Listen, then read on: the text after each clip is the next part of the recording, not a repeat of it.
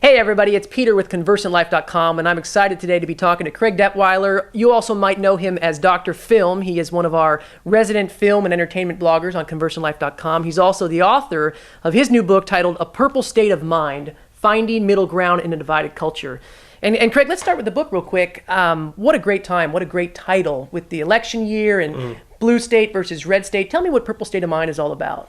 Well, it really is rooted in that red state, blue state divide that we've seen in the political winner-take-all strategy in the last few years.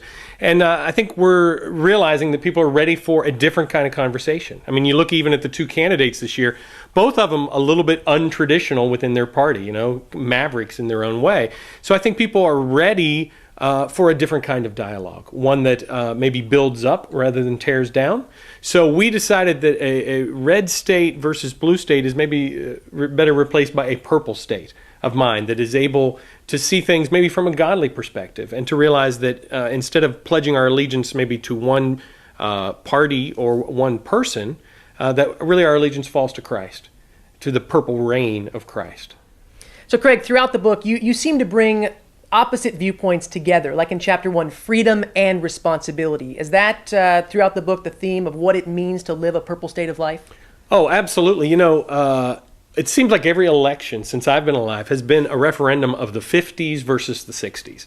You know, if you liked the 50s, which was sort of law and order and responsibility, you knew how you were voting. If you were into sort of free love and artistic expression, then you knew how you were more of a 60s person. You knew how you were voting. And I think that either-orness has grown tired. And in fact, there's a whole generation that's been raised after the 50s and the 60s. So they don't want to go back and rehearse old fights. They're ready for a new day. And so I think that maybe in a sense, Austin Powers got it right. When he said, you know, in the 90s, he said it's really about freedom and responsibility. He said it's a very groovy time. And I think that maybe A Purple State of Mind reflects that. The book, Purple State of Mind, really was born out of a film, a conversation that you had with one of your best friends. Why is the word conversation, or why are conversations so important in today's culture? Well, you know, A Purple State of Mind was really an unscripted conversation with my college roommate, John Marks, who was a person of faith and has since abandoned the Christianity that was at the root of his upbringing.